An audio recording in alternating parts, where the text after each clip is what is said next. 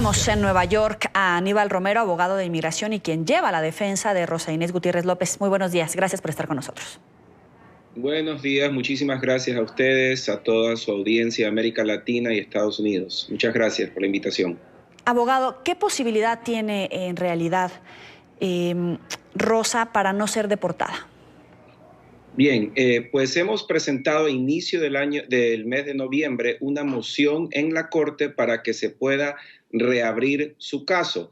Si se reabre el caso, Rosa podrá pedir asilo formalmente ante la Corte. Es un proceso que dura años, pero lamentablemente en este momento el gobierno está completamente cerrado. Las oficinas de inmigración de las Cortes están cerradas. Entonces estamos aquí esperando que se abra nuevamente el gobierno y que tomen una decisión en este caso. Pero mientras no se abra la Corte o no tomen una decisión del caso de ella, lamentablemente ella sigue con una orden de deportación y por eso es que ella tenía que buscar refugio en una iglesia. Ella ha vivido por más de una década en Estados Unidos, tiene 3 hijos nacidos en ese país. ¿En qué condición se encuentran los niños? ¿Quién los cuida a los 3? Porque son de edades menores. Claro, bueno, sabemos que uno de sus hijos pues tiene condiciones, sufre condición especial. Los niños están muy bien. No puedo obviamente dar detalles en cuanto a los hijos, que son ciudadanos americanos, pero realmente es una pena porque en la administración del presidente Obama, el gobierno, específicamente la oficina de ICE, tomó en consideración la condición de sus hijos y le permitían registrarse con la oficina una vez cada año, pero ahora en esta administración la prioridad es tratar de deportar el mayor número de personas y es por eso que Inmigración ha dicho que lamentablemente ella se tiene que ir. Obviamente hemos hecho todo lo posible en la Corte para que eso no suceda, pero en este momento no, tenemos que simplemente esperar. Y si la deportan, ¿esos niños a cargo de quién se quedan? Sí, realmente sería un problema serio. Yo asumo que primero buscarían algún familiar. Ella no tiene familiares aquí y si no encuentran a familiares pasarían pues a cargo del Estado, buscarían una casa de completamente desconocidos que quieran ayudar. También sabemos que aquí hay mucha gente buena, pero esperemos que ese no sea el caso porque realmente sería terrible. Rosa corre peligro en El Salvador. No la pueden proteger las autoridades de El Salvador. Nosotros tenemos otros casos donde la Fiscalía en El Salvador les ha dicho no los podemos proteger, por favor váyanse. Y Rosa es uno de esos casos que tuvo que venir hace 13 años aproximadamente porque no la podían proteger. Si ella regresa, su vida corre peligro. Abogado, ahora entiendo que hay una ley que es muy clara en Estados Unidos y se tiene que cumplir, pero las circunstancias de este hijo de Rosa que tiene una circunstancia especial de salud, el hecho de que no tenga más familiares que los puedan cuidar en los Estados Unidos, es decir, estos temas sensibles, casi de rasgos de apelar a una situación de protección humanitaria, ¿qué tanto efecto, qué tanto peso tienen para el gobierno de Estados Unidos? ¿O definitivamente eso no le importa a la nueva administración? Bueno, debería de tener un efecto. Específicamente tenemos casos pues, de casi 1 millón de personas que tienen orden de deportación, pero también hay personas que han cometido delitos serios. Pensábamos que la administración se iba a enfocar de personas que habían cometido delitos serios, violaciones, asesinatos, pero lamentablemente se están enfocando en todos los que tienen una orden de deportación. Personas que desconocían que tenían que ir a la corte, personas decentes, personas honestas que han llegado a trabajar, que vienen huyendo de sus países. Realmente el gobierno debería tomar esto en consideración y no desperdiciar sus recursos en casos de personas como Rosa, que realmente no han hecho daño a nadie. Están trabajando aquí, están haciendo lo que tienen que hacer y el gobierno debería enfocarse únicamente en las personas que han cometido delitos serios. Pero ese no es el caso y es por eso que tenemos un problema muy serio en los Estados Unidos. Abogado, usted además de llevar el caso de Rosa es abogado experto en inmigración. ¿Percibe una cacería por motivos raciales por parte del gobierno de Donald Trump? Mire, realmente los casos que han llegado a nuestras oficinas son realmente espectaculares, o sea, no podemos creer las cosas que estamos viendo. Sabemos que la comunidad salvadoreña, guatemalteca, hondureña tiene serios problemas en sus países y el gobierno de los Estados Unidos realmente se están enfocando en ellos. Y estamos ahora también trabajando en otros casos de personas que han salido a la luz, personas sin documentos que han trabajado en la casa del presidente de los Estados Unidos. Yo estoy manejando el otro caso que se ha escuchado bastante de las indocumentadas que trabajaron en la casa del presidente Donald Trump en su campo de golf en New Jersey, personas inclusive que le consiguieron documentos legales ahí en el campo de golf para que no puedan ser detectadas. Así que la hipocresía realmente de este gobierno es algo a otro nivel. Esperemos que los políticos tomen nota de estos casos y se den cuenta que la solución no es irse en contra de los indocumentados. Hay más de 12 millones de personas sin documentos legales. En este momento el gobierno está cerrado por una pelea fronteriza, por la pelea del muro, que es una pelea política. Demócratas y republicanos deberían de sentarse en la mesa y realmente buscar una solución a esto. Nos están dividiendo en Estados Unidos cuando somos un país fuerte, un país unidos, deberían de buscar una solución. Abogado de inmigración y quien lleva el caso de Rosa es Aníbal Romero. Gracias por estar con nosotros aquí en NTN 24. Muchísimas gracias, muchísimas gracias. Hasta Ya, mis amigos, durante años, Victorina Morales, para que usted sepa, trabajó sin documentos en uno de los clubes de golf del presidente Donald Trump. Lo que esta inmigrante guatemalteca jamás imaginó es que tras perder su empleo, una legisladora demócrata la invitaría al discurso del Estado de la Unión para escuchar al mandatario en el pleno del Congreso. Hoy Victorina nos acompaña en vivo desde Nueva York junto al abogado de inmigración Aníbal Romero y otros ex compañeros de trabajo Sandra Díaz, Gabriel Sedano y Margarita Cruz. Buenos días a todos, gracias por acompañarnos. Buenos días. Gracias por la invitación. Gracias por la invitación. Victorina, comienzo con usted. ¿Qué significa para ti haber recibido esta invitación a Washington al discurso del Estado de la Unión? Muy tranquila y gracias a Dios nos escucharon y nos venimos con ese orgullo que sí no somos inmigrantes como el presidente lo dice y vamos a seguir levantando la voz y lo vamos a seguir luchando por lo que queremos, por todos los millones de inmigrantes que habemos aquí en este país. Claro que sí, como debe ser. Ahora, como tú sabes, combatir la inmigración ilegal ha sido uno de los pilares del gobierno de Trump desde su comienzo. ¿Qué esperas tú, dirá el presidente durante su discurso? ¿Y crees que te mencione a ti durante su elocución o no? No lo sé, esperaré lo que él diga, pero ahí estoy para responder, no tengo miedo.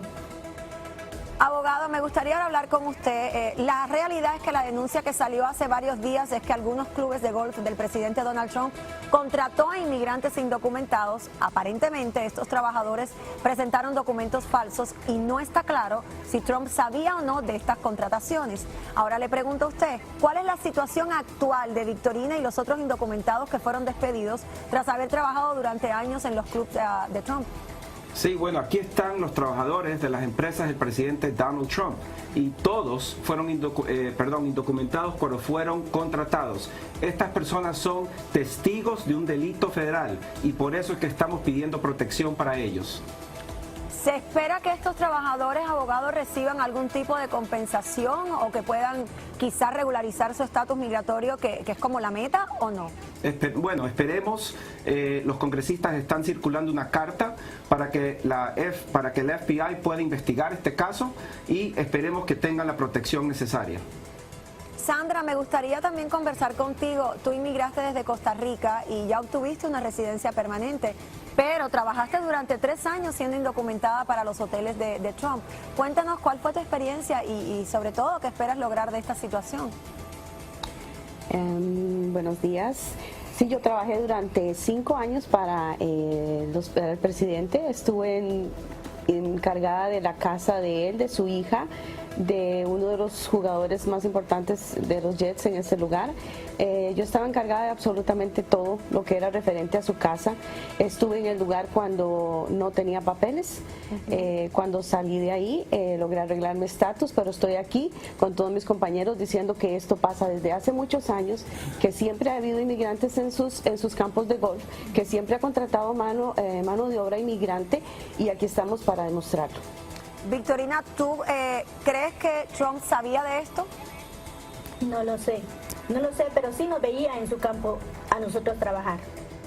Gabriel, en el caso tuyo, trabajaste durante 15 años, eso es bastante, como encargado de mantenimiento. ¿Cuál fue tu reacción cuando de pronto te despidieron? ¿Qué pensaste? ¿Cómo reaccionaste? se me hizo una injusticia por haber trabajado tanto tiempo para su corporación y de un día a otro decirnos que no nos podían dar más trabajo por no tener papeles. Se me hizo una injusticia y es por eso que estamos luchando aquí para, como muchas personas igual que nosotros con nuestro estatus, para dar la cara para que se nos tome en cuenta en este país, porque somos personas trabajadoras y lo único que queremos es trabajar, tener un estatus legal bien para nosotros seguir trabajando como sabemos hacerlo. ¿Pero dijiste algo cuando te despidieron o no reaccionaste, sino simplemente lo aceptaste?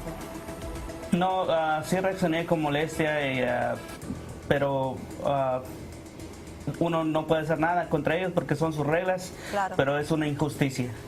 Margarita, tú trabajaste durante 8 años en el Golf Club de Trump National. ¿En algún momento te dijeron algo sobre la validez de tu número de seguro social? ¿Te preguntaron o te enfrentaron o no? No, en ningún momento. A mí hace 2 años atrás me pidieron de nuevo los papeles, llevé los mismos papeles y nunca jamás me mencionaron nada. Y el 18 de enero que fuimos despedidos fue el motivo por el cual dijeron que deberíamos de dejarle trabajar ahí, que era una ley interna, no del Estado, sino interna, por el cual nosotros no podíamos seguir trabajando en ese lugar de inmediato. Victorina, ¿qué piensas tú que pasará después de que asistas a este discurso de Trump en Washington? ¿Crees que se tomará en cuenta lo que están tratando de hacer ustedes, lo que están expresando, o crees que todo seguirá igual? ¿Qué opinas tú? Primero, Dios va a funcionar bien. Le pido a Dios que sí lo vamos a lograr y nos van a escuchar así como nos están escuchando y tenemos esa fe. Es lo que le pido a Dios, que nos dé esa fuerza y que nos escuchen todos, así como ustedes nos están escuchando en este momento, para que nosotros no sigamos a como estamos, escondiéndonos en la oscuridad. Me gustaría nadie mejor que ustedes para enviarle un mensaje a esos trabajadores sin documentos que quizás se sienten perdidos. ¿Qué le pueden decir ustedes para finalizar este segmento? Que salgan del hueco donde estamos, que floten, porque si uno sigue escondido en la oscuridad, no nos van a escuchar ni nos van a oír. Entonces, no nos van a ver, perdón. Pero que salgamos, que no tengamos miedo. Yo no tengo miedo y no tuve miedo cuando di mi palabra de lo que estaba pasando en ese club. Y aquí estoy dando la cara y le digo a mis compañeros inmigrantes que sigan adelante. Muchísimas gracias. Perdón. No, adelante, adelante. Que nosotros estamos aquí y nos hicimos públicos porque buscamos una ayuda migratoria, permisos de trabajo, para que nosotros podamos seguir trabajando como hasta ahorita lo hemos hecho todos estos años. Muchísimas gracias por escucharnos. Gracias a cada uno de ustedes por acompañarnos. De verdad que deseamos que todo llegue a su final y que finalmente ustedes puedan trabajar tranquilamente, en paz y salir adelante en sus vidas. Gracias por estar con nosotros en un nuevo día. Justo que haya tenido éxito su serie. Y es que si alguien sabe cómo la fama puede cambiar los principios de una persona, es quien en su momento tuvo que atravesar por pasajes muy oscuros. When the New York Times piece was published, my clients were receiving phone calls from friends. In fact, they were even receiving pictures from friends inside of the golf club saying, "We're here, we're working." We haven't heard from them since, and we are very concerned with their safety, and that is why we ask that either Department of Homeland Security or the Attorney General's office really look in to see what was going on here. So just to be clear, it's your contention that there are still undocumented immigrants working at this golf club? Yes. So my clients have friends who work there as well and who are undocumented. This piece was published December 6th, and my clients were in direct contact with their friends at that time. After it's now been a couple of weeks, and my clients have not heard from them. They believe they're still working there. We don't know. I mean, I understand that there was a communication from the golf club, which basically said they would be terminated immediately. But again, my clients have not heard from their friends, and they're very concerned. Two women who labored for years at Donald Trump's golf club in Bedminster claim they cleaned his toilets and ironed his underwear for $13 an hour, but worked without legal immigration documents. They say many club staffers here are unauthorized immigrants and that Trump treated them decently, even tipped them generously.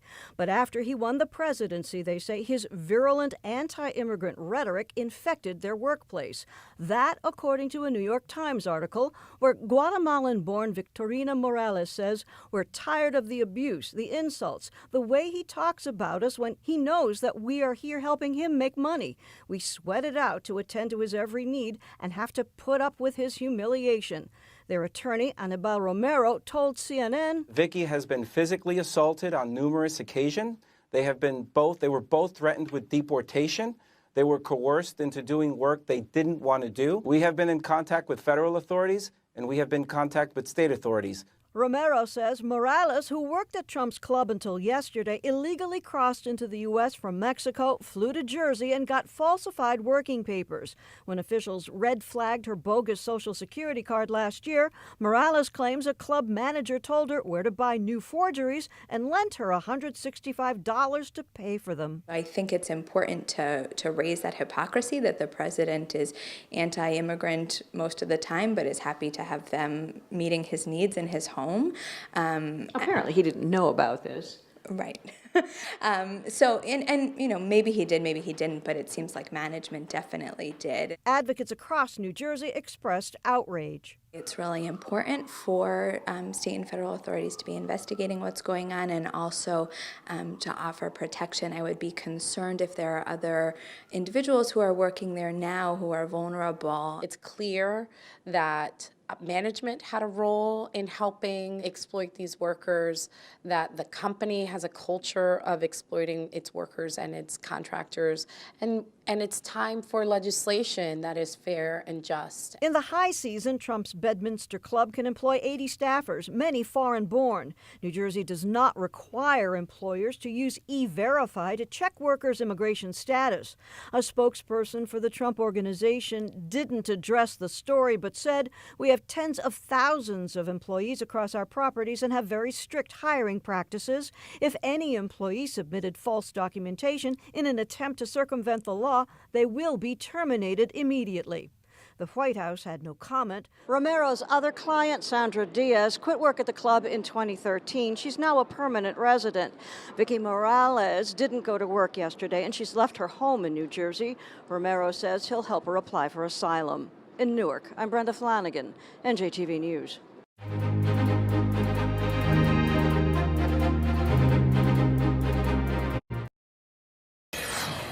New today, the New York Times reporting 2 more workers were undocumented when hired at the Trump National Golf Club in New Jersey. This comes after an undocumented worker told the Times she has worked without legal status at the club for the past 5 years. And NBC's Kate Snow spoke with her. I liked working for him, but when I saw how he talked about us when he started his presidency, I felt humiliated. How did you get the job without any documentation? I told them that I don't have papers, I don't speak English, and that I was an immigrant. They said, no, it doesn't matter. Her attorney, Anibal Romero, is joining me now. Anibal, with a welcome to you. Okay, I'm curious, what's happened to your client since this story broke? Sure. So Vicky is in a safe place. She's doing well. After the story broke, she received a phone call from the very same woman that she has accused of abuse, which I thought was rather interesting. I advised her not to pick up the phone, and she has been receiving phone calls from other workers inside of the golf club. Remember, there are 4 women here. I represent 3 of them, and 2 of them have received phone calls from other undocumented workers who are currently still at the job, and we're getting mixed messages from them. And I'm just going to say her name is Victorina Morales. You call her Vicky there. What are they telling you, these 3 that you represent? Well, they're saying that they were victims of abuse. At least 2 of them have said that false documents were provided by someone in the Trump Organization, that they were coerced into doing work they didn't want to do. They were threatened with deportation.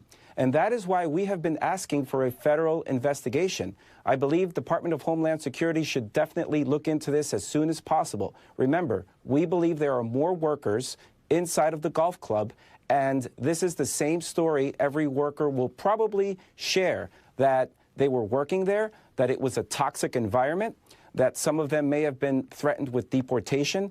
These are elements of federal crimes, and they need to be investigated. Two things here. You said claims of abuse. I want to know, first of all, what kind of abuse? And secondly, you're saying that the Trump organization, according to your clients, at least two of them, provided these women with the false documents? Yes, that is something I think has not been covered quite extensively. But yes, in the case of Vicky and Sandra, someone from inside of the Trump organization helped them obtain these documents. In fact, how did that happen? Sure. I mean, so they come forward and they say, we want to hire you. Oh, guess what? You're undocumented. Oh, we'll give you the documentation to pass inspection, if you will. Right. So in the case of Sandra, she was only required to provide 2 pictures, and they would get the documents for her. Once the documents were given to her, she was supposed to hand them over to a supervisor and was told never to talk about that incident again. And in the case of Vicky, her picture for her green card was taken inside of the golf club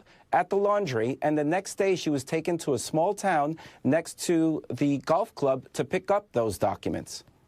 Okay, and the abuse allegations are about what kind of abuse? Yes, so Vicky was assaulted 3 times by her direct supervisor. Sandra witnessed other women being abused physically, assaulted as well. What kind of assaulting are you talking about? Are you talking about being beaten up? Hair pulling, pushing against the wall. And when Sandra complained to the head of the golf club, they assigned someone to sort of try to calm the situation down, and nothing happened after that. So these are the types of abuses that we think need to be investigated. What is the Trump organization saying about these abuse allegations? We have not heard anything from them. Why is Victorina Morales speaking out? Because you said she's safe, but doesn't she risk deportation? Doesn't the light that gets shined on this situation also allow others who are undocumented workers there risking deportation as well? Yes, but remember, when you are a victim of a crime, the law protects you. There are immigration laws that will protect victims of crimes. They would probably be eligible for a U visa or a T visa. In the case of Victorina, she says enough is enough is enough. I'm tired of this. I've been dealing with this for years. I just can't take it anymore. And at one point, she had a very positive image of the president before he became president. But since then, the abuse is getting worse. So she is really upset. She wants people to know what is happening. And Vicky has applied for asylum. And we will be arguing in front of an asylum officer on December 17th. We believe she has an extremely good asylum claim. She will be able to win that asylum claim and get legal permanent residency. All right. I asked you for the Trump organization comment with regard to abuse, but I'm just going to say that the organization did not specifically react to your client's case. However, a Trump organization spokesperson has said this in a statement overall. We have tens of thousands of employees across our properties and have very strict hiring practices. If an employee submitted false documentation in an attempt to circumvent the law, they will be terminated immediately. Is there thing, Annabelle, that would suggest to you that the president himself knew of immigration status of the people working at his golf club? We have no evidence that the president knew, but what I could tell you is that these women worked inside of the president's house. They weren't working in a hotel with 300 or 400 employees. They were working in his house, and they were being managed directly by a woman who has direct contact with the First Lady. That is why we are asking for a federal investigation and/or state authority investigation to determine who knew what did they know, why wasn't anything done. Attorney Annabelle Romero, I suspect we're going to hear a lot more from you, sir. Thank you so much for joining me. Thank you. Thank you for having me. Coming up next, consider impeachment. Mucho gusto, Margarita. Un placer, un placer. Conocerlo y gracias por recibirme. No, gracias por su coraje. Es tan importante ahora. Y yo empecé a trabajar para la empresa de Donald Trump en el 2010. Me fui a trabajar al campo de golf que es el presidente ahora, Donald Trump, y ahí trabajé por 5 años. Entré a trabajar ahí en el año 2005.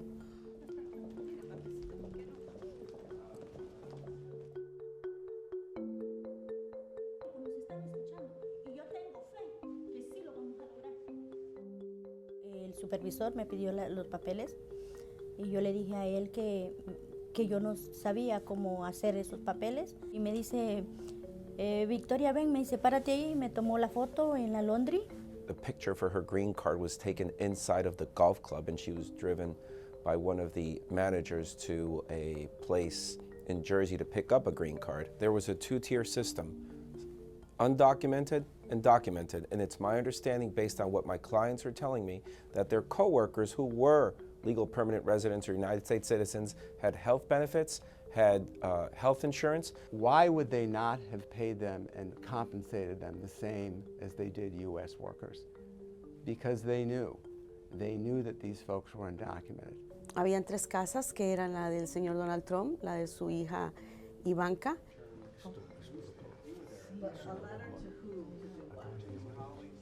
Yo era la encargada de todo lo que era referente a la casa, limpieza, todo lo que hacía falta. Todavía él no era presidente, yo entraba, salía, la jefa me daba las llaves y yo entraba a limpiar todo. Cuando ellos llegaban en el verano, ellos pasan mucho tiempo ahí. Muchas veces él nos veía entrar y salir, ya sabía quiénes éramos, siempre nos saludaba, al igual que Ivanka, siempre muy amable cuando entrábamos y salíamos.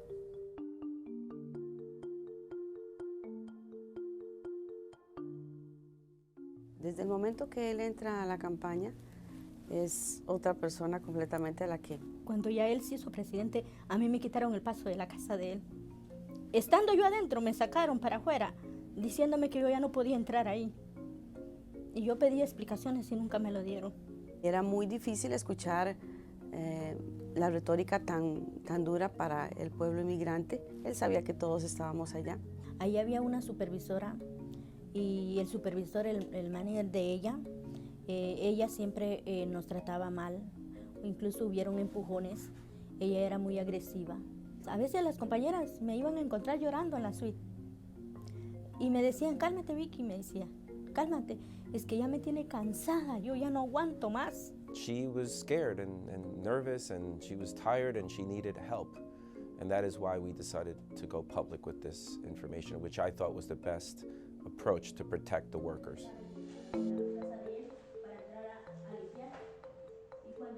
I'm pleased to meet some pretty courageous people who have talked about their time at the Trump golf course in Bedminster and others. Obviously, there should be investigations pending as to what happens here and what happened in this process. And I believe that any attempt to try to affect their status during this period of time could consider to be obstruction of justice at the end of the day. So.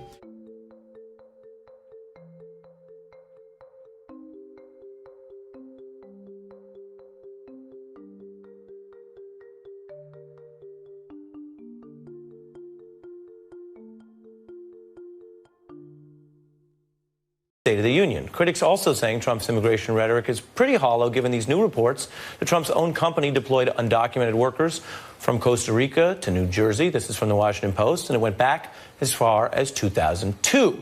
And the Washington Post cites over a dozen sources, 16 workers in all, who say that Trump org managers knew. Now, I'm joined now by Anibal Romero, an attorney who represents 25 undocumented workers who served at Trump properties. This is so important. It's obviously super hypocritical. Like in the Hollywood movie, your character wouldn't be believable because your job is a little too easy politically. So walk us through what this means. Why should everyone believe these workers? Are they truthful? And where do you go from here? Right. So I now represent 25 workers who work at 4 different golf clubs. What they are telling me is that they were hired as undocumented immigrants. Some of them, management helped them obtain these fraudulent documents. Others, I have a gentleman I represent, he was told to go find better fake-looking documents because the original ones that he provided weren't good-looking enough. Is there any written evidence from that at the time? Well, we have been in contact with the FBI. We've been in contact with the New Jersey Attorney General's office and the New York State authorities. We've actually sat down with New Jersey Attorney General. We submitted documents. We have pay stubs. And what the workers are telling me is that I represent 25, but what they're saying is that there were hundreds of undocumented immigrants working for the Trump organization. This is a federal crime. Right, and you're an advocate, so you represent these folks. Yes. But the wider reporting from people who don't have a side in this does seem to reinforce your storyline. Reading again from this Washington Post stories, and they've really been all over this, a police report showing the club's head of security was told back in 2011 about an employee suspected of using false identification papers. So how high does this go? Is this something that was just local? Because there's a lot of use of undocumented labor in this country, as we all know. Sure. Or did it go higher? Right. So what my clients are saying is that supervisors knew, managers knew, the general manager knew. That is why we've been calling for a complete and thorough federal investigation. We are certain if the Department of Homeland Security were to conduct an investigation, they will review business records, and they will find that there were hundreds of undocumented workers. I've seen pay stubs as far back as 2001. Some of these people have been working there 16, 17 years. And again, in one case, Victorina Morales, who was the first woman to come out, she said that management helped her obtain these fake documents. So as you know, in the debates over the war on drugs, which is complicated, one of the things that has gotten more understanding is if there's an overwhelming demand inside the United States, then that demand will be met, right? It's kind of a market thing. Not that you encourage people to break the law. Is part of your argument basically in this case exposing that, as with the war on drugs, as long as the American economy has this demand, then it doesn't make sense to only blame the people who are coming in to serve the drugs? No, absolutely. Look, there are 11 million undocumented immigrants living in the United States. Most of them are good people. They're decent people. They've been paying taxes. They have clean criminal records. And that's why I think it's important for Congress to really sit down and look for a solution here. We're dividing the country over an issue that really is laughable. They're here. They're working. They're good people. And the criminals, yeah, let's get rid of them, right? Well, there are only a few, right? We wanted to talk to you because you're putting your finger on something important, which is if the only infraction is working for the Trump org or working for an American company that's in cahoots with you, that seems a little different than other types of crime that may genuinely scare Americans. Annabelle Romero, thanks for telling us about your case. Thank you very much. I really appreciate it, and we're going to keep an eye on it. Thank you. Up ahead, we take a turn to some... Mi nombre es Margarita Cruz, soy mexicana del estado de Puebla. Empecé a trabajar en Trump National hace aproximadamente 8 años. Mi trabajo era de housekeeping.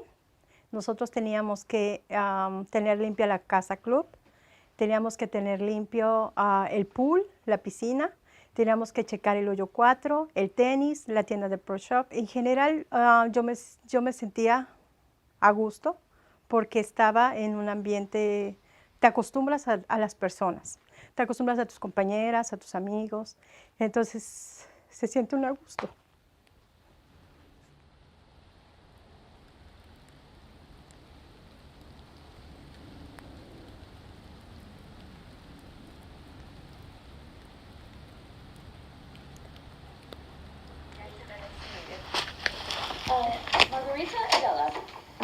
Margarita, I'm so sorry.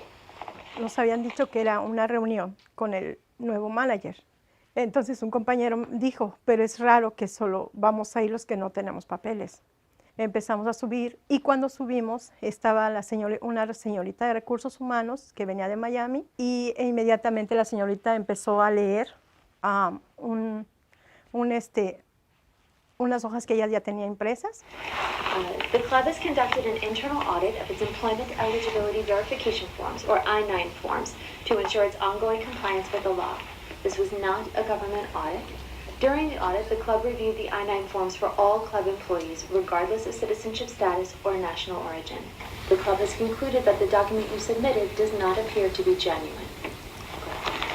By law, the club cannot continue to employ an individual knowing that the individual is or has become unauthorized for employment. Unfortunately, this means the club must end its employment relationship with you today. Como para que un día a otro te digan, ¿sabes qué? Esto se acabó. Y ya, te cambian tu vida de un día a otro, sin pensar cómo pueden ser tan crueles de decir simplemente ya.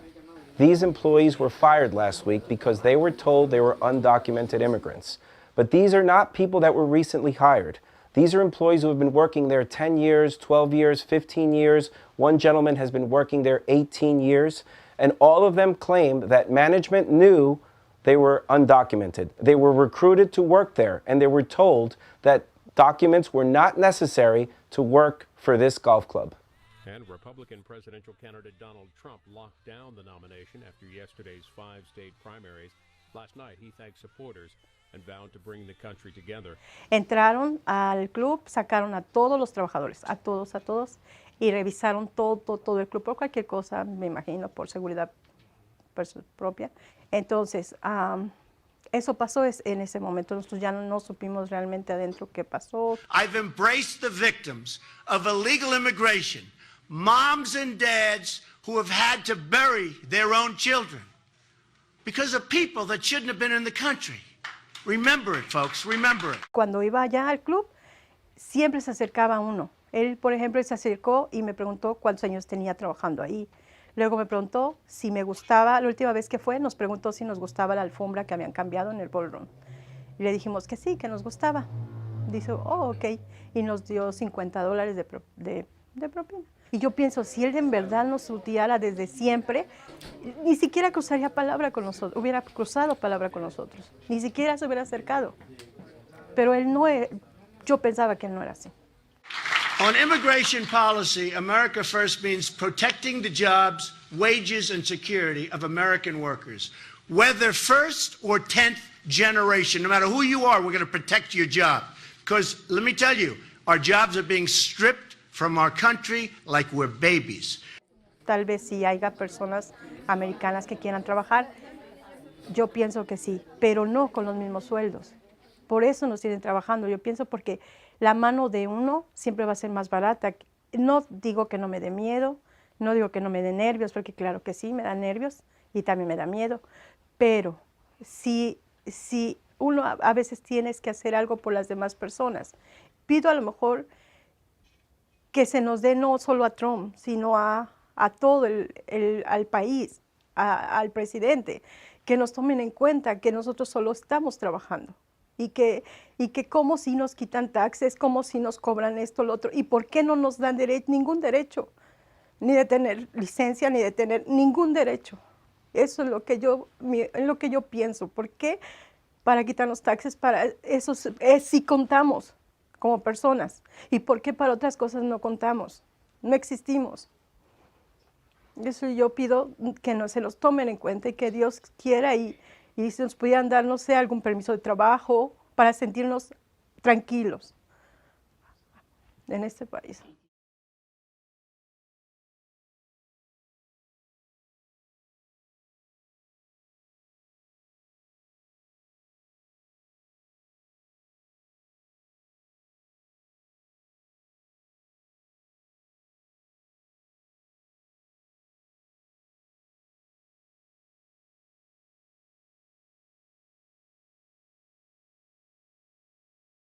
Yo entré a trabajar al campo de golf. Sandra Diaz and Victorina Morales are the first to speak out publicly about their experience working at a Donald Trump golf resort as undocumented women. As first reported by the New York Times Thursday, both were hired as housekeepers at the Trump National Golf Club in Bedminster, New Jersey. Morales says she was hired in 2013. Diaz says she worked there from 2010 through 2013 and has since become a legal permanent resident of the U.S. Both claim managers employed by the Trump organization knowingly hired them as undocumented workers. Es mucho nivel de hipocresía. Diaz tells me her decision to go public was made in part because of what she calls a high level of hypocrisy. De lanzar una retórica tan dura. The president launches such hardline immigration rhetoric, says Diaz, yet his organization is doing the complete opposite. Morales, Diaz's former colleague, says she has additional reasons for speaking out. The undocumented Guatemalan alleges she was subjected to demeaning verbal assaults by her superior. After Trump became president, the housekeeping manager became more aggressive towards the employees, recalls Morales. She describes being threatened with deportation repeatedly. There are also allegations of illegal hiring practices. Diaz claims managers at the property went as far as to arrange for fraudulent documents to keep them employed. Morales tells me she was taken to an off-site location after being hired away from the club. She says it was there that she was provided with a bogus social security card and identification. The woman's attorney, Anibal Romero, says they are prepared to provide proof to authorities if an investigation into the Trump Organization's hiring practices is launched. Absolutely. We have documentary evidence. We have the testimony of workers. We have the fraudulent documents. All of this could be provided to federal authorities and/or state authorities.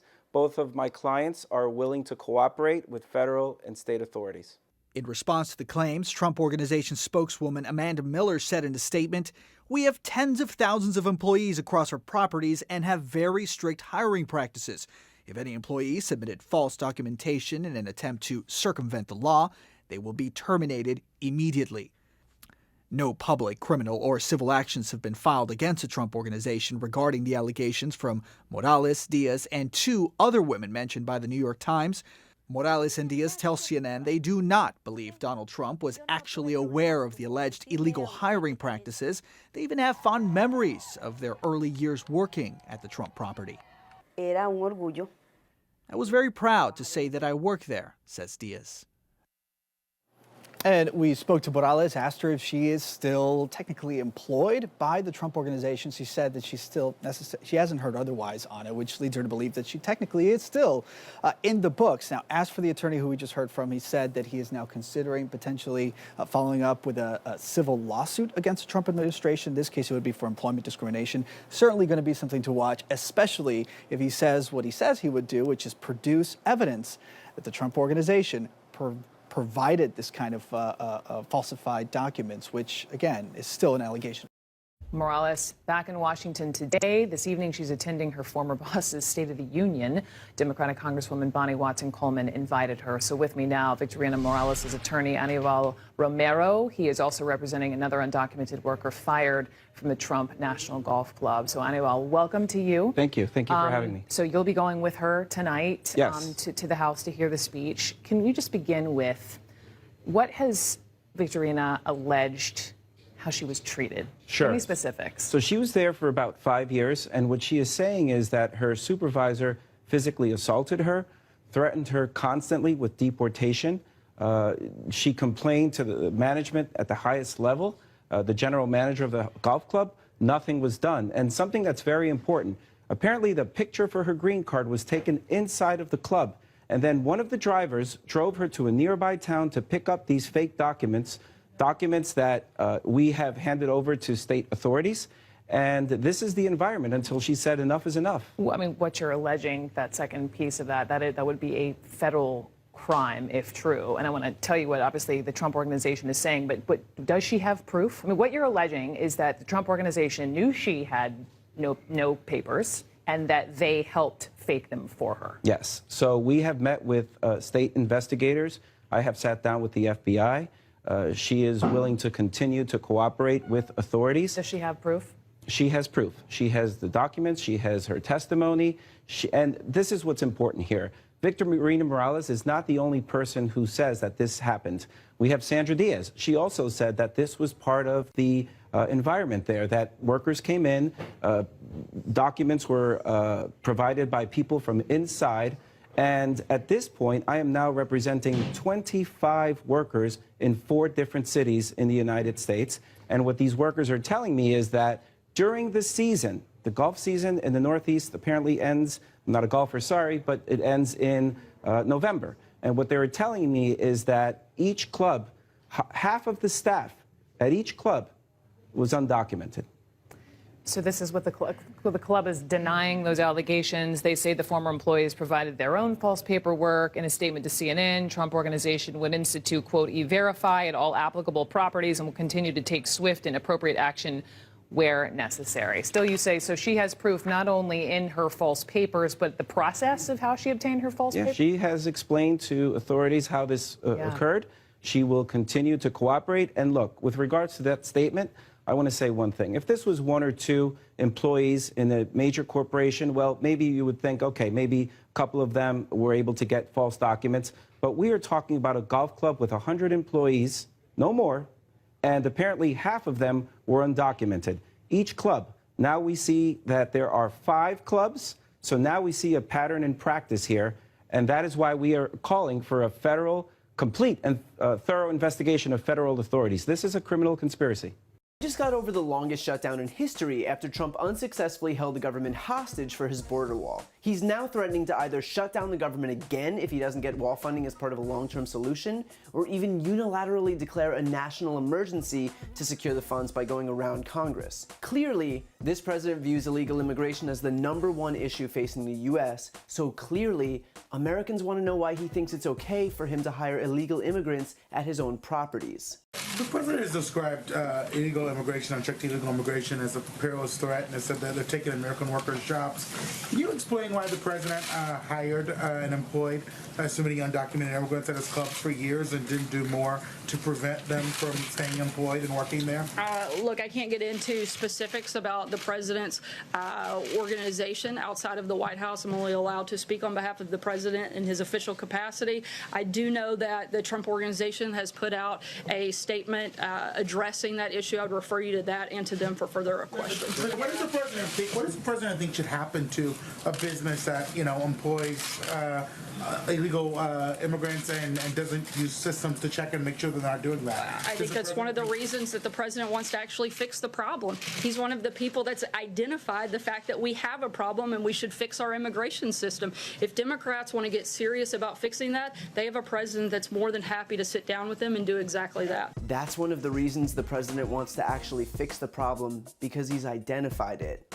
Okay, let's defer to Brock Turner for sexual assault advice, since he's the one who has identified the problem. Trump allowing his businesses to profit off of the same practices that he's centered his presidency on fighting isn't some grand strategy. It's him being a hypocrite. Trump's golf clubs had undocumented immigrants working for decades before firing them last week when the whole idea of illegal immigration suddenly became a national emergency. Trump's businesses didn't even use E-Verify, a government system that allows companies to confirm that their employees are in a country legally, which you'd think someone like Trump, who apparently takes this issue very seriously, might have considered pretty important back when he first started profiting off of cheap labor. Now, the way that Trump presents this issue is by pinning responsibility on the immigrants, that they're taking our jobs. But the blame is not with undocumented immigrants. These jobs are available because A, Americans don't want them, and B, because people like Donald Trump offer them. These people are desperate, they're poor, and it's their fault that they're taking jobs being offered to them. The biggest scam in this country is when people who make millions of dollars per year convince people making $40,000 a year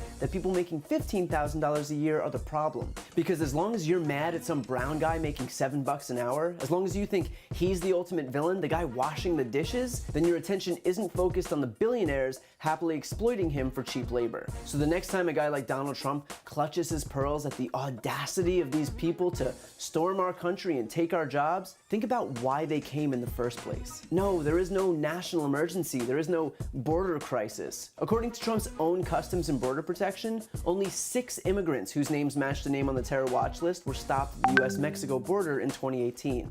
Trump's own administration has conceded that visa overstays are the reason that most undocumented immigrants are here, which a wall would do nothing to stop. This crisis is only about one thing. Trump realizes that this is his last chance to get some money for a wall that was only ever meant to be a campaign slogan. So he's concocting some fake crisis to convince people that he needs the money. But the only crisis here is that a narcissist would rather serve his own ego than the nation's best interests. Y nos vamos con lo que parece la crónica de una historia ya contada. Empleados indocumentados contratados en un club de golf Trump, algunos con muchos años de servicio. Pero en este caso, los trabajadores fueron despedidos mientras el presidente luchaba por el dinero para la construcción del muro fronterizo. Hoy tenemos los testimonios exclusivos obtenidos por nuestra cadena hermana NBC del grupo de ex empleados de uno de estos resorts en Nueva York. Aseguran que la empresa se hizo de la vista gorda sobre su estatus migratorio. Javier Vega reporta. Nuevamente el escándalo sacude a la organización Trump. Mientras el presidente luchaba por el dinero para su muro en la frontera, aún empleaba a indocumentados. Este sábado el Washington Post publicó que un grupo de ellos fue despedido apenas hace unos días de un club de golf ubicado en Westchester, Nueva York. Algunos de ellos después de años de servicio. Hoy hablaron de la situación. Nosotros no buscábamos eso y es por eso que estamos hablando. Y también para que la gente se dé cuenta que ese club tenía muchos indocumentados trabajando ahí y que éramos buenos trabajadores. Entre ellos se encuentra la mexicana María Priego, quien compró su número de seguro social y su tarjeta de residencia. Ella asegura que en el club de golf lo sabían, pero que no le dijeron nada. Es porque no tenemos otra opción cuando llegamos a este país. No hay ninguna otra opción. Entonces no es que queramos cometer algún delito, como él dice que somos rateros o narcotraficantes, criminales. Todos fueron despedidos tras una reunión convocada de un día para otro por parte del Departamento de Recursos Humanos. Cuando nosotros subimos a que nos despidieran, ellos ya tenían una lista de la gente que no tenía documentos. O sea que ellos ya habían chequeado eso. En diciembre pasado se registraron acusaciones similares de un grupo de empleadas en un campo de golf Trump en Nueva Jersey. Aseguraban que la propia gerencia les había ayudado a conseguir la documentación fraudulenta.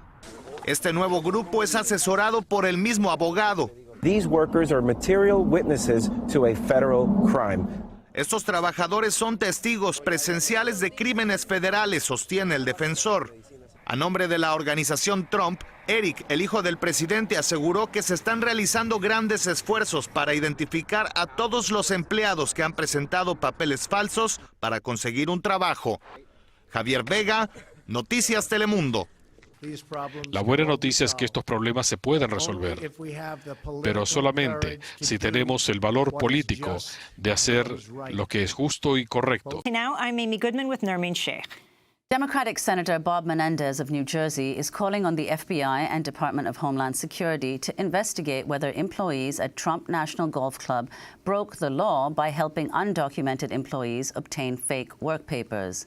On Monday, Senator Menendez called on the federal government to allow former undocumented employees of the Trump properties to remain in the country while the investigation proceeds.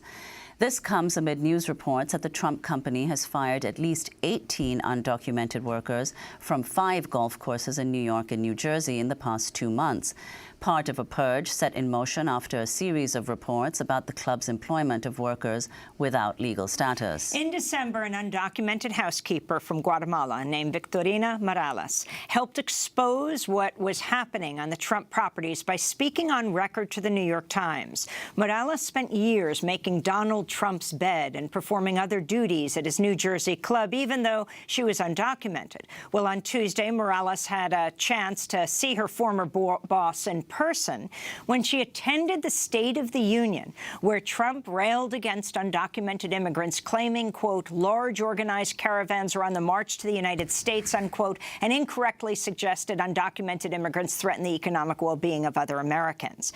Victorina Morales attended the State of the Union as a guest of New Jersey Democratic Representative Bonnie Watson-Coleman. I spoke to both of them on Wednesday. I began by asking Congresswoman Watson-Coleman why she brought Victorina to the State of the Union. Number one is she really is the honest face of immigrants. She's the hardworking, trustworthy, just wanting a better life for her family, not causing any trouble, paying her taxes, becoming a part of a community, and just doing her job. And this is the real face, I believe, of immigrants and even illegal immigrants seeking asylum or seeking a better way of life here in the United States of America. Contrasting that to what the president has said, that we should fear illegal immigration, that we need to build a wall to keep them out, to keep us safe, and laid upon lies as to who they are and what they are. And it shows the hypocrisy of Donald Trump, the president, and Donald Trump, the entrepreneur. Because the entrepreneur not only hired undocumented immigrants, his organization found them documents that would be used to put into their file so that they could work there. And it wasn't until after he became the nominee for president that they decided that the documents that they'd already had on behalf of these workers wasn't sufficient. So they arranged for them to get even new fraudulent documents that would look better, but were still fraudulent. And so he had this environment where he hired illegal immigrants, he gave them no benefits, he did not pay them good salaries, and the environment there was so hostile that when they complained about anything, they were basically told to shut up or you'll get into trouble. So it just documents the hypocrisy of the Donald Trump that's president and the Donald Trump that still holds his interests in his businesses.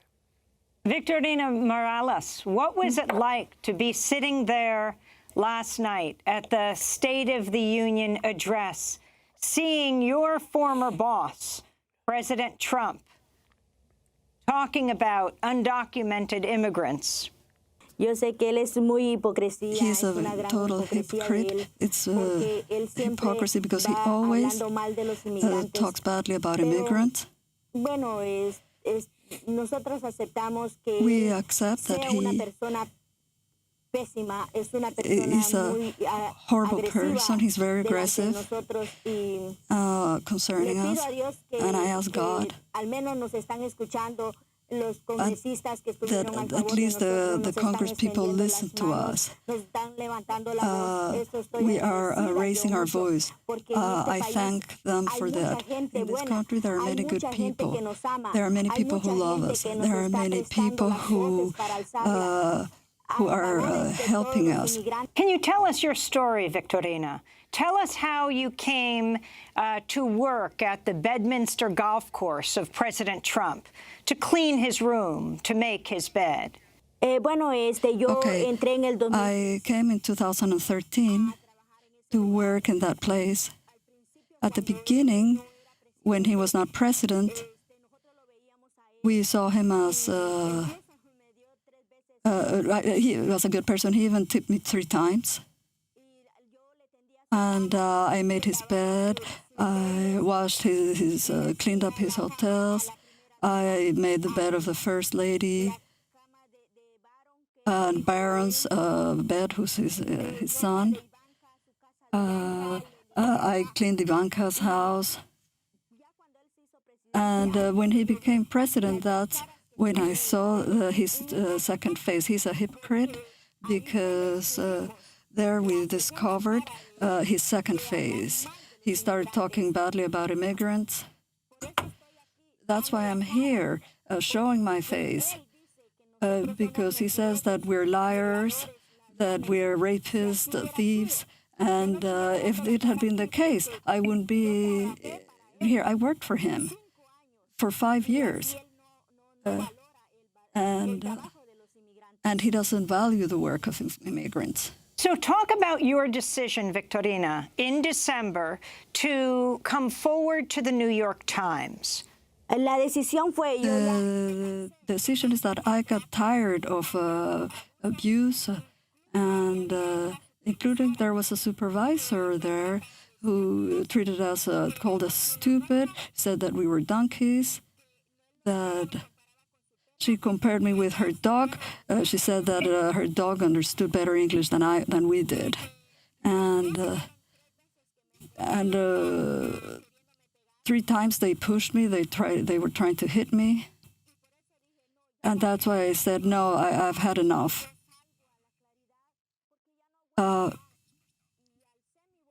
So I raised my voice. My lawyer heard me, and now you're listening to me. So my voice is being extended. Thank you so much. Thank you for listening to me. I'm an immigrant. I am undocumented. I'm very poor. Victorina, can you describe what the working conditions were like at the Bedminster Golf Club before President Trump ran for president and then when he was running, as well as the time he was president? Did they change? When he became president, that's when I saw that supervisors, we saw how he was talking about us on TV. And that's why I thought that the supervisors there started treating us badly. So they called us stupid immigrants, and they were using the same words he was using. They didn't have the education to treat us well, to respect us. He doesn't even respect himself, and of course he doesn't respect us, immigrants. So, but thank you. Eric Trump, President Trump's son, tweeted this week, "We have tens of thousands of employees across our properties and have very strict hiring practices. If any employee submitted false documentation in an attempt to circumvent the law, they will be terminated immediately. We take this issue very seriously. This is one of the reasons my father is fighting so hard for immigration reform. The system is broken," Eric Trump said. Can you respond to this, Victorina? Ellos no hayan como They don't know. We have a proverb in Guatemala. You cannot hide the sun with a finger. They are lying. But we're here showing our face in front of everything they're saying. It's a lie. An immigrant. I made my false documents right there. Now, if you could explain what you mean when you said, "I did the paperwork," are you contending that it was the Trump organization, President Trump's business, that helped you to falsify papers? Yes, of course.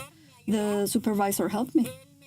He told me that I had to do the papers over again and that I had to make a new ID in order to be able to keep working there.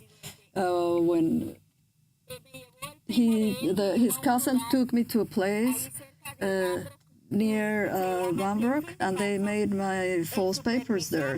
The supervisor took the picture. He took the picture in the laundry place, and he asked me for $175. And he told me, when he gave me the documents, hide them, because if the police sees them, they can arrest you.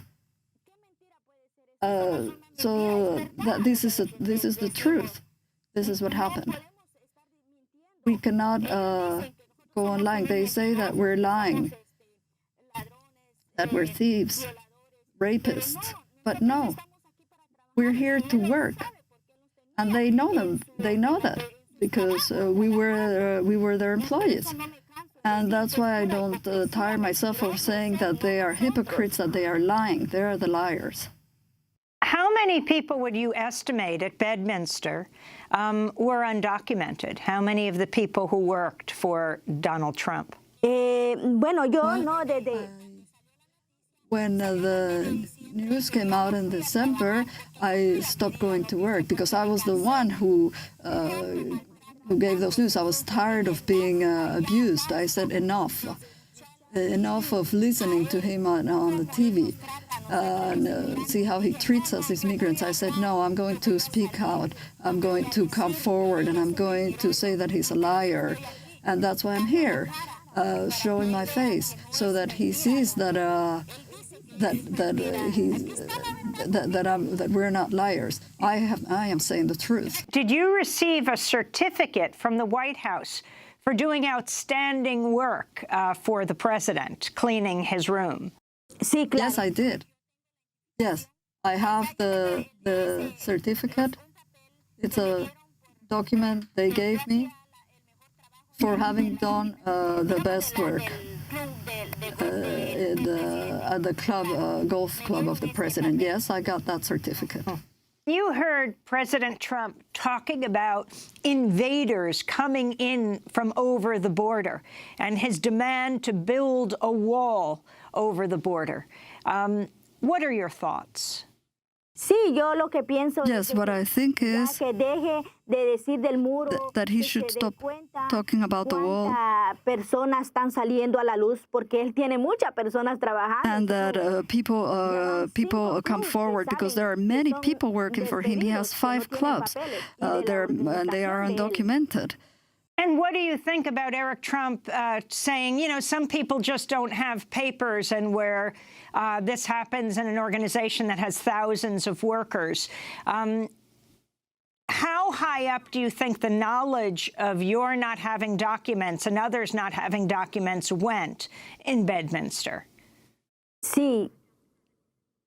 Yes, that information went very high because many people are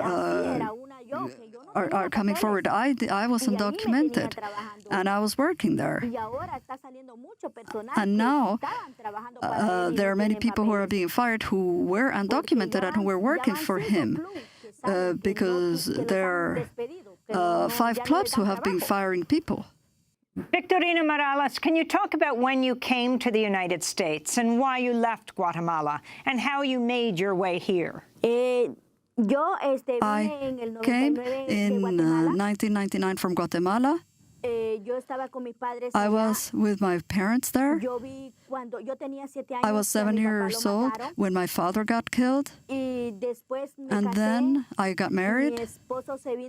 My husband came in 1999 to this country. And a year after he was here, he sent for me. After we sent money, we made a house. And then they killed my father-in-law in front of my children.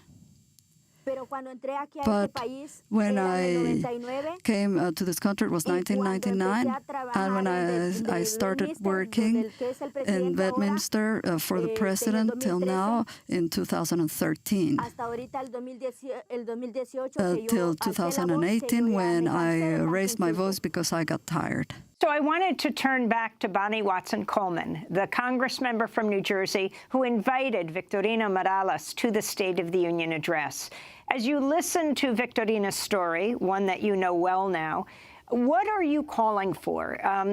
Fellow New Jersey Senator Bob Menendez says that they will launch an investigation into the Trump Organization's employment practices. What are you doing in the House? Well, first of all, we have the same letter to the FBI seeking the same investigation because there are many employment violations and other hostile work environment situations, other illegal situations regarding the procuring of fraudulent documents. Victorina right now is an applicant for asylum. I don't know that she told you that. So she's also a material witness, and we think that those issues will protect her from being deported or detained or anything of that nature. But this is this is not an isolated incident in the Trump enterprises. They knew what they were doing. They facilitated people who were not documenting, getting fraudulent documents to put in the file. So it doesn't matter what an Eric Trump or anybody else says right now. They very well knew, and they are lying if they're suggesting in any other way. There are more than 20 people who've already been identified in the same situation as Victorina, and there are probably many more, my understanding, to be identified. This is a pattern and practice of illegal employment activity, of creating a hostile work environment. But even more than that, this is an illustration of using good, decent, hardworking, honest people as pawns for a wall on the border that will serve no good interest, no service interest, and this is a justification for having shut down government for 5 weeks and deprived 800,000 people of their paychecks. This is just an illustration of the corrupt environment in which this administration is functioning. That's New Jersey Congressmember Bonnie Watson-Coleman, and Victorina Morales, an undocumented immigrant who worked for 5 years as a housekeeper for Donald Trump at his golf club in Bedminster, New Jersey. We just heard from Victorina Morales, an undocumented housekeeper from Guatemala who spent years making Donald Trump's bed and performing other duties at his New Jersey golf club as an undocumented immigrant. Morales has risked her own deportation to publicly accuse employees at Trump National Golf Club of breaking the law by helping undocumented employees obtain fake work papers. We're joined now by Anibal Romero, an immigration attorney representing a number of undocumented workers at the Trump National Golf Course, including Victorina Morales. Welcome to Democracy Now! Thank you for having me. So what happens now, and what are you doing? Sure. So we have been in contact with the FBI. We have been in contact with New Jersey Attorney General's office, and New York State Authority is, they're also contacting me. I now represent 25 ex-employees of the Trump National Golf Club in 4 different cities. It's my understanding that employees at 5 golf clubs have been let go. And there's a difference between permanent employees and temporary employees.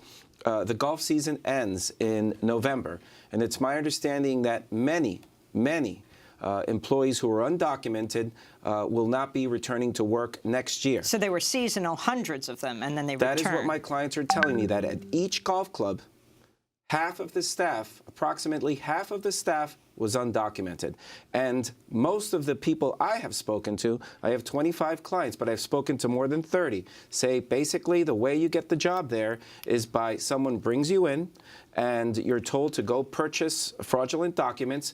In some cases, they were told that if they didn't find someone, they would help them find that person to buy these fraudulent documents. And then you started working there. And this isn't something that started a couple of days ago. I've seen pay stubs as far as 2001. Many of these employees were the most trusted employees of the Trump family. Victorina Morales worked directly for the president and for Miss Ivanka Trump. In the case of 2 other employees, one in Hudson Valley, apparently he worked directly for Mr. Eric Trump, and I have another employee in Westchester who also had the keys to Mr. Eric Trump's house. These people had been there for over 15, 16, 17 years, and during the government shutdown, they decided to let them go because Victorina Morales spoke in December. To the New York Times. So Yes. Can these people be deported? Technically, yes. However, at this point, what we are saying is that each one of them, anyone who has worked for the Trump Organization as an undocumented immigrant, is a material witness of a federal conspiracy, a multi-state federal conspiracy. And any attempt to try to remove them from the United States could be obstruction of justice. Well, what do you say to, Eric Trump and others who've denied any knowledge? They say they don't know that they don't know that they were undocumented. And also, why did they get them papers? Because there are a lot of undocumented people who work without having fake work papers. Why did the Trump Organization do that? Sure. So what I would say is that my clients are saying that supervisors knew, managers knew, the general managers knew.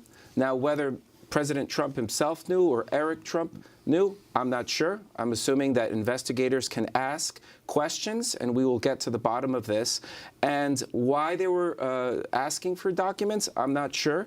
I know there are a lot of undocumented immigrants who, earn cash. In this case, I've seen business records. I've seen W-2s.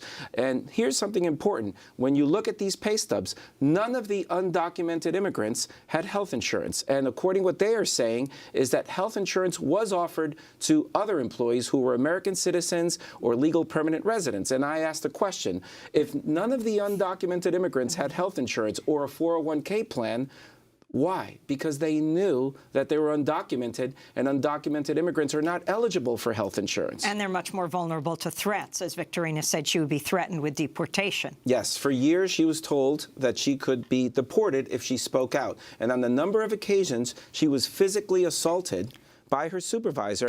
My other client, Sandra Diaz, saw how other housekeepers were assaulted. They took this up to the general manager, and they decided to do nothing. And they would always say, well, this is a private golf club. No one's going to come in. Don't worry about it. Everything's going to be okay. And Sandra Diaz also went to the State of the Union address, we and were she there. has since become documented. But Victorina's applying for asylum? Yes, she has a very compelling asylum case. We are waiting for a hearing, and we expect that she will be granted asylum, and in 1 year she will be a legal permanent resident. But there are 23 other clients who at this point are vulnerable, and they are telling me that the temporary employees are terrified that they could get deported. And they're talking about numbers in the hundreds.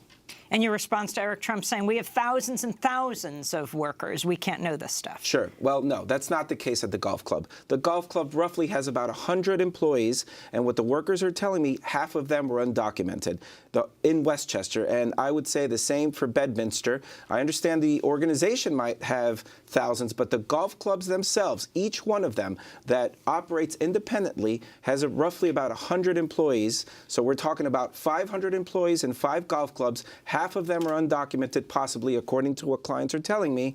And we haven't heard from other golf clubs in other parts of the United States. Congress is doing an investigation? Yes, we were there last week. We met with members of the House. We met with the Senator Booker from New Jersey and also Senator Menendez. I believe they are circulating a letter requesting not only a thorough investigation by the FBI, Homeland Security investigations, but also protections for these workers. Anibal Romero, I want to thank you for being with us. I'm Amy Goodman with Nermeen Sheikh. Thanks so much for joining us.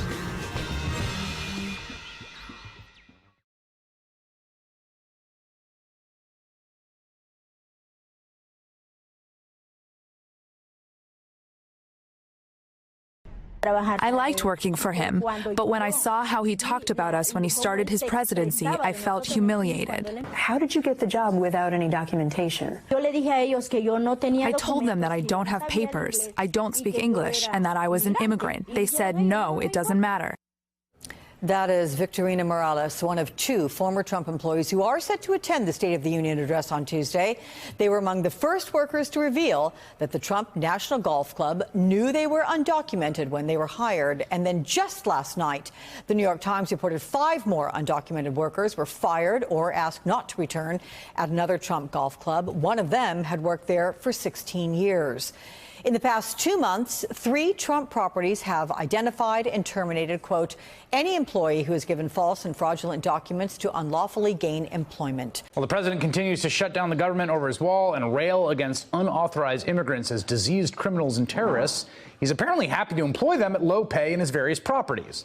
The New York Times has previously brought us stories of women who say they worked at the president's Bedminster Golf Club without documents and with, crucially, the knowledge of management.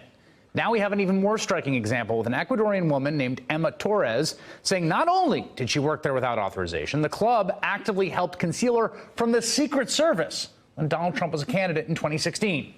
Here with me now, attorney Anibal Romero, who represents 5 women who say they worked at Trump's Bedminster Golf Club as undocumented immigrants, including Emma Torres. Good to have you here. Thank you. Thank you. So what did the club do to conceal her from the Secret Service, according to your client? Sure. So Emma worked there in 2016, and what she says is that there was a day where someone walked into the kitchen. She was working as a housekeeper at first, was transferred over to the kitchen. She cooked for the president, and someone asked her to put her name, her social security number on a piece of paper.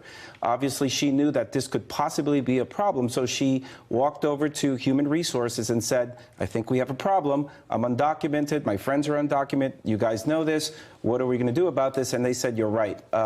Give me the names of the people who are undocumented. We're going to strike them from the list.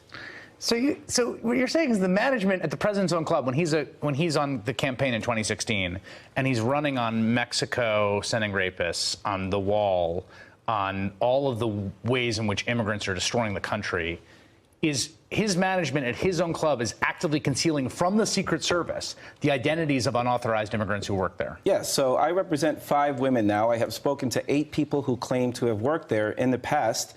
One of my clients worked there in 2010.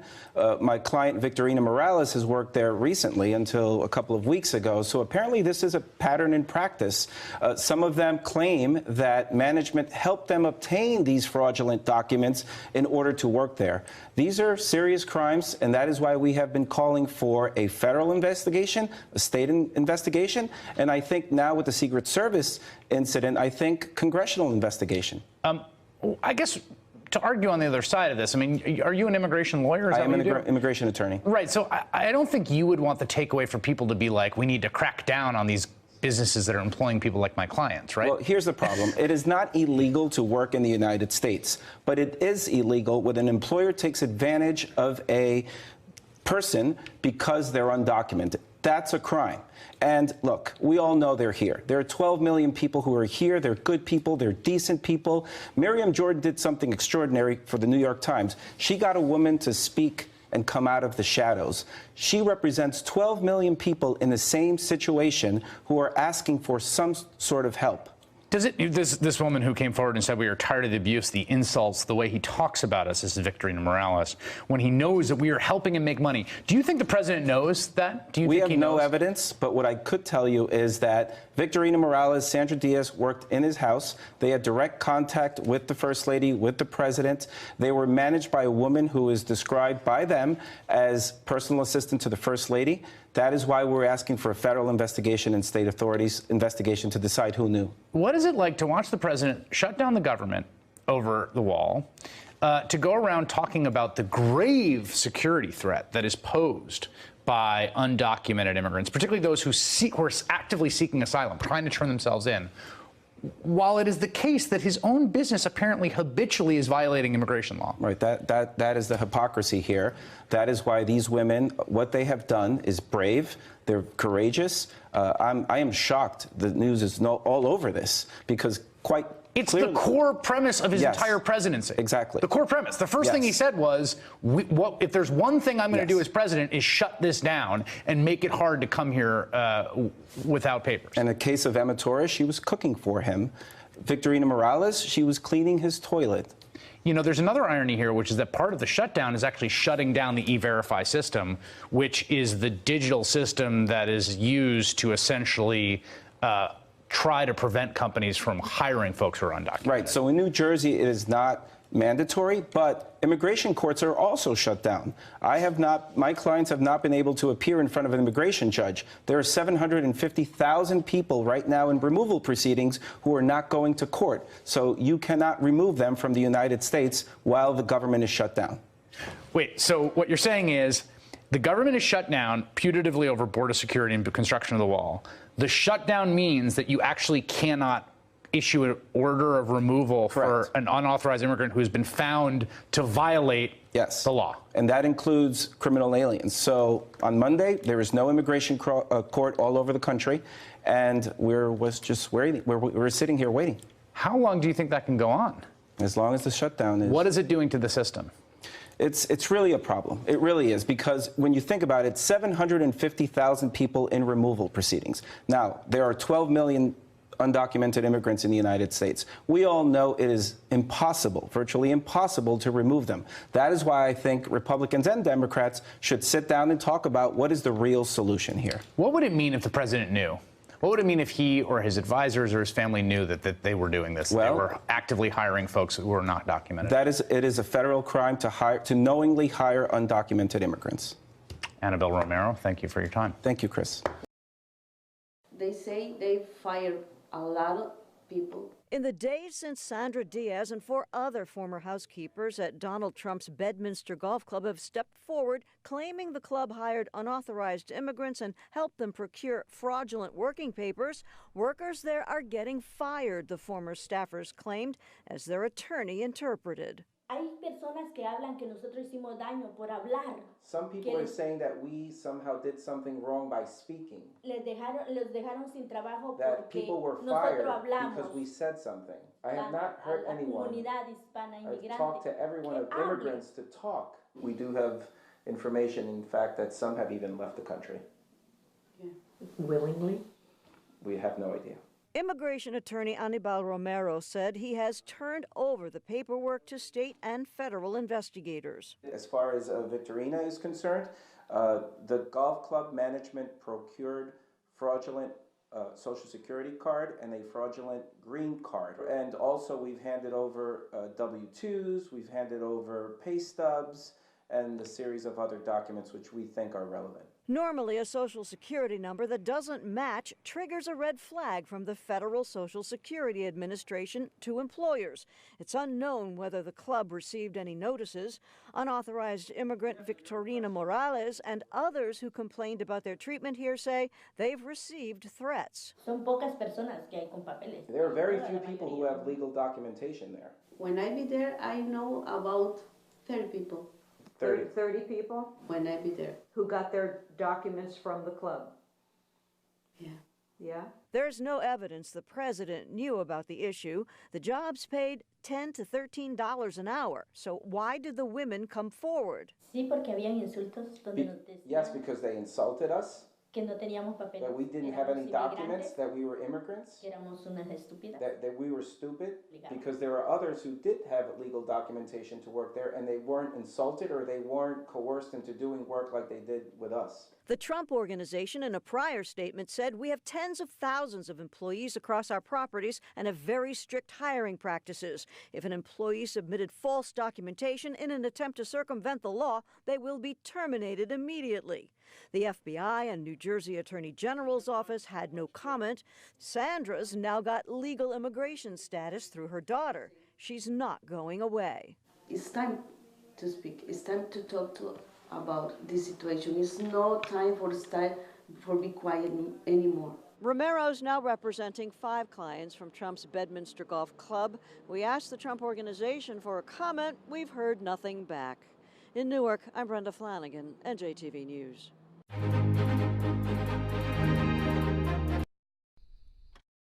Congresswoman, you are here with your State of the Union guest, Victorina Morales, and her attorney, Mr. Romero. Tell us, why did you invite Ms. Morales?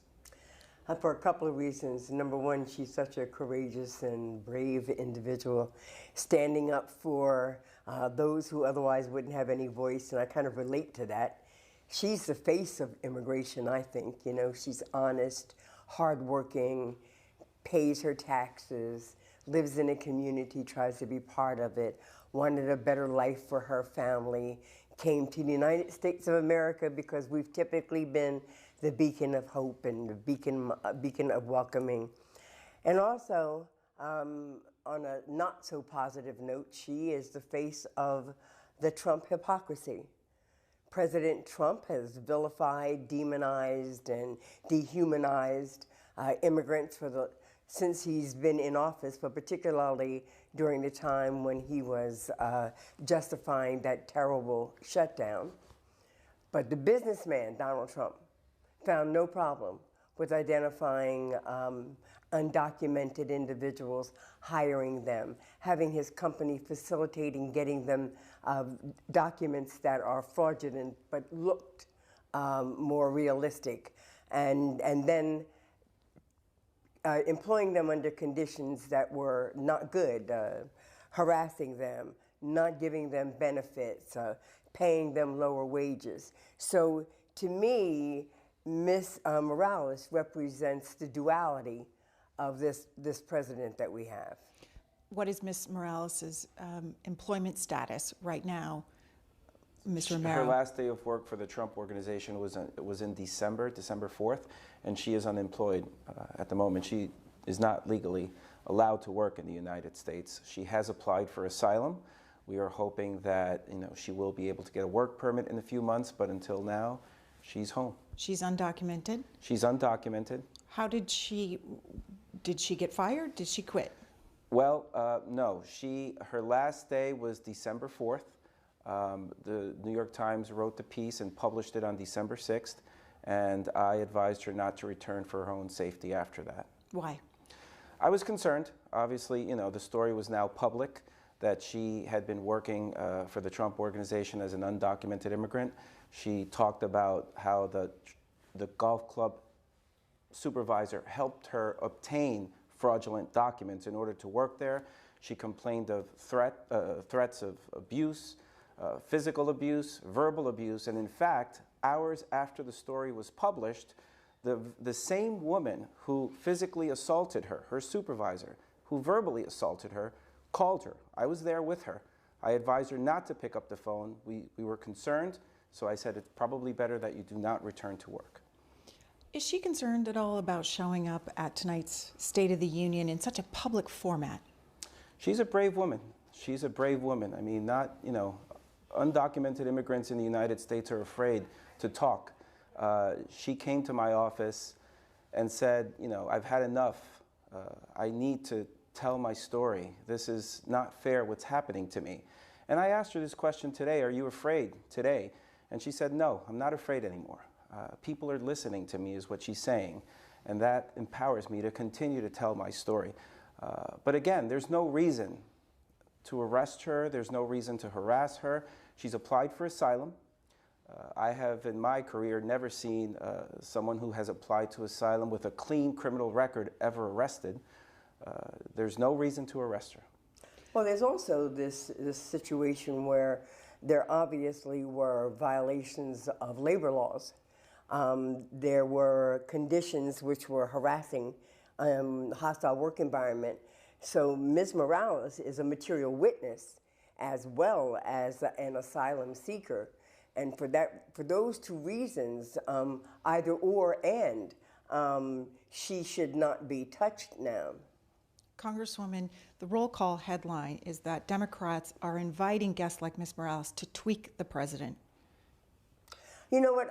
For me personally, and I think a lot of my colleagues feel the same way, we use these invitations to the State of the Union address to showcase issues that are very important, or the face of issues that are very important.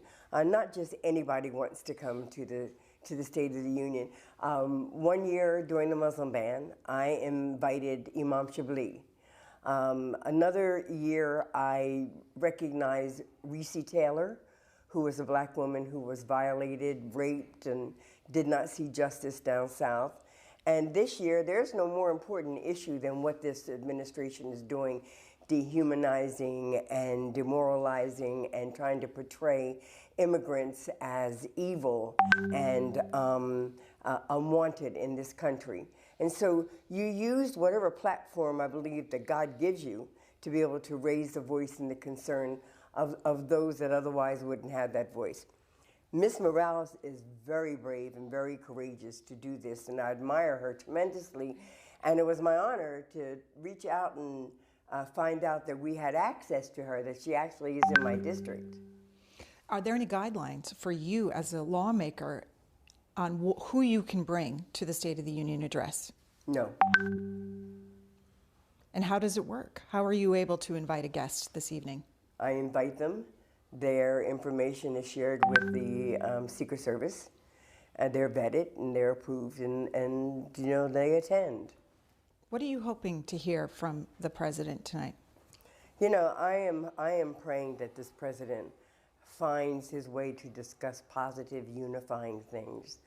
I don't expect him to have the kind of will or conscience to apologize for any of his wrongdoing, but I would love to see him talk about moving forward and finding a pathway for citizenship and recognizing that immigrants come to this country for a variety of reasons. Even his parents came here for a variety of reasons, that this country was made great because of immigrants. I want to hear him talk about the important things that people want to talk about. We need jobs. We need an infrastructure. We need to ensure that we're doing what we have to do to prevent opioid abuses. We have civil rights issues, voting rights issues. We have healthcare issues, making sure that we are ensuring that people have access to affordable and comprehensive health care and lowering the cost of prescriptions. That's what people want to hear about domestically. And it would be helpful if we could feel confident that he knows what he's doing on the international scene as well. But for right now, I'd be just very happy if he spent his 45 minutes to an hour talking about his vision for this country domestically. Congresswoman Ms. Morales, Mr. Romero, thank you. Thank you. Thank you for having us.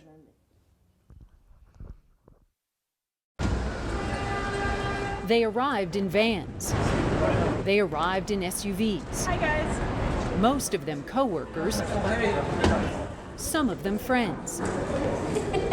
There were 19 of them, each with a story to tell. They all took the elevator to our studio, 3 elevators, in fact. What were all these people doing here? All of them wanted to talk about their years of working for Donald Trump's golf clubs. They also all have another thing in common. Raise your hand, how many of you are undocumented workers? And how many of you worked for the Trump organization? Raise your hand. All of you. All of them say they worked for Mr. Trump at his various golf courses in New York and New Jersey, some for more than a decade, despite being in the United States illegally, from countries including Mexico and Guatemala. They brought with them their work uniforms and stacks of pay stubs from their former employer. Jose Juarez worked as a waiter at Trump's Westchester Golf Club for 10 years and often served Donald Trump. He used to come and we serve him a Diet Coke out of the glass bottle into a plastic cup with ice. Do you think he knew where you were from?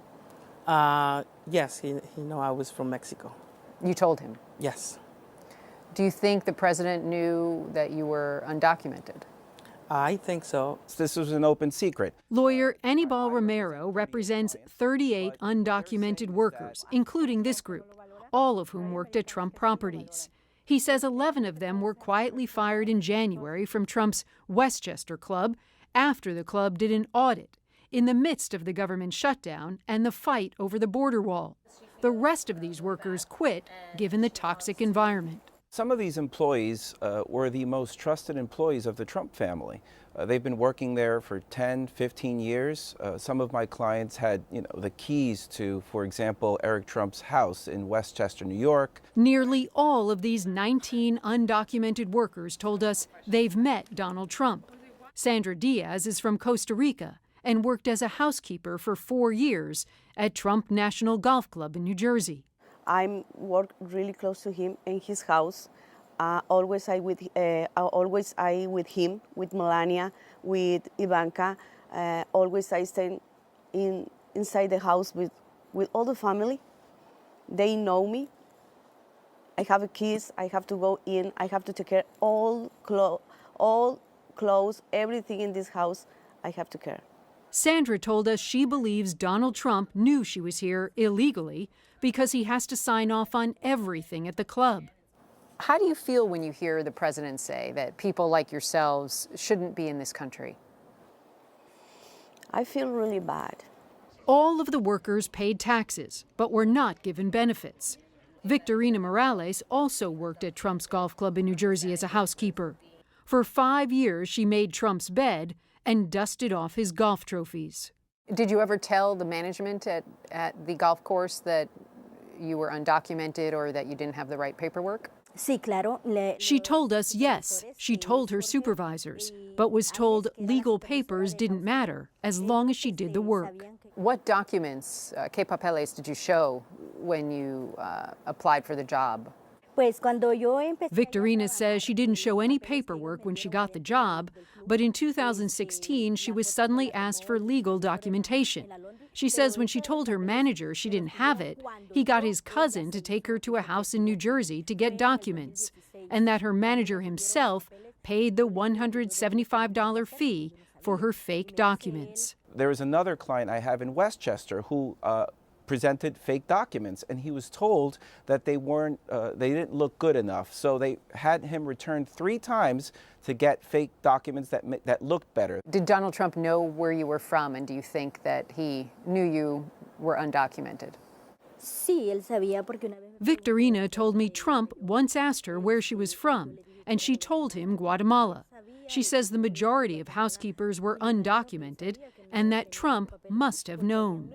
Margarita Cruz worked as a housekeeper at Trump's golf club in Westchester, New York for 9 years. What do you think when you hear Donald Trump talk about undocumented workers and how you shouldn't be allowed in this country, yet you worked at his golf club? Margarita says Trump is a hypocrite, that he says they are bad people, rapists and traffickers, but they are honest, hard-working people who worked hard for him. He's been benefiting from undocumented labor for many, many years. It's sad that he's been lying to the American people. Randy joins us now. Has the Trump Organization had any response to what those workers told you? Anderson, we reached out to the Trump Organization several times asking for a response to the fact that these allegations and also the fact that the Trump Organization has been employing these undocumented workers for years. We didn't get a response, but the Trump Organization has responded to the New York Times, which has also done some reporting on this issue, telling the Times they have strict hiring practices and that if an employee submits false documentation to circumvent the law, they will be fired immediately. Now, that's certainly not what these workers told us happened in their case. And that statement to the New York Times, Anderson, certainly doesn't answer our question, which is, did Donald Trump know that these undocumented workers were working for him as he was publicly railing against them? Right. Also, one other note, most of the workers in our story, they're all facing deportation because, as you know, there is no plan for those 11 million plus illegal immigrants in this country. Only one of them now has legal permanent status. That's Sandra Diaz, but she didn't get it until long after she left Trump's golf club in New Jersey, Anderson. Estaba ahí esperando cuando ella llegó en un carrito de golf. ¿No sabes inglés? Me dice, no, le dije, no sé inglés, le dije yo. Y me dice, no te preocupes, aquí no necesitamos de inglés, no necesitamos papeles. Fui a la entrevista el día domingo y el día lunes yo empezaba a trabajar ahí. Me llamo Victorina Morales, soy una inmigrante, vengo de Guatemala. Cuando yo estuve con Vicky, yo le enseñé a Vicky todo lo que era la casa de Trump, la de Ivanka y la de Sánchez en ese momento, que era el jugador de Jet que estaba ahí. Entonces ella era muy importante.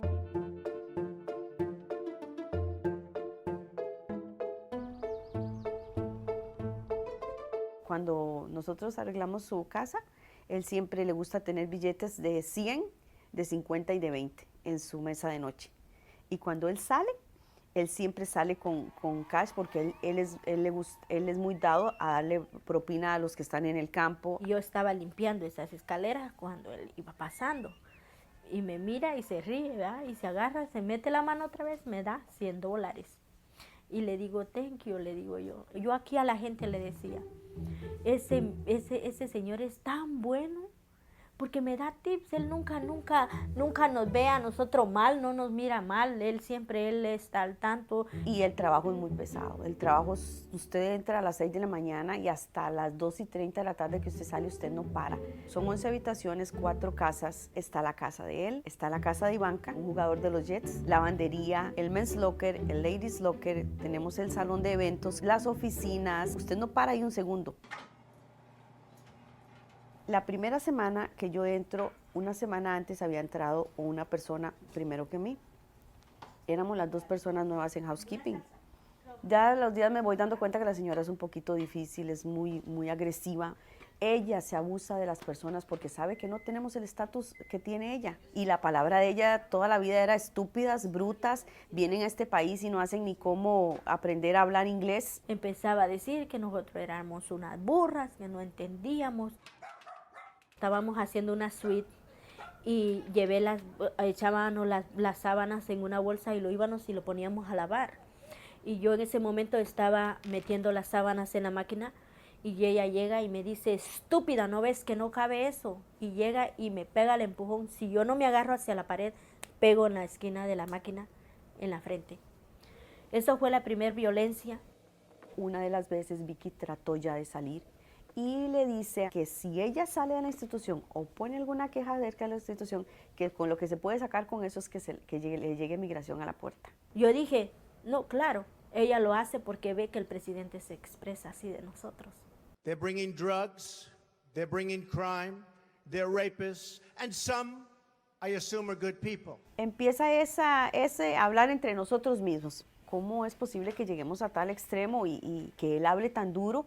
Pero todo el mundo se queda callado porque cada quien vela por su interés. Yo le dije a Sandra, yo ya no aguanto más, te lo juro, yo estoy cansada de esto. Yo quisiera que alguien me escuchara y ella me dijo, está bien. ¿Sabe qué, chiquita? Yo tengo un abogado y yo quiero que usted lo conozca y le cuente. She was coerced into doing work she didn't want to do. She was threatened with deportation. These are elements of federal crimes, forced labor, that I believe federal prosecutors can look at. Me hacía la vida imposible la doña. Y yo le dije a él, al abogado, ¿qué puedo hacer? I thought that going public with this on the record and telling her story, let America hear her story, was going to be very important. Y le dije, yo quiero hablar.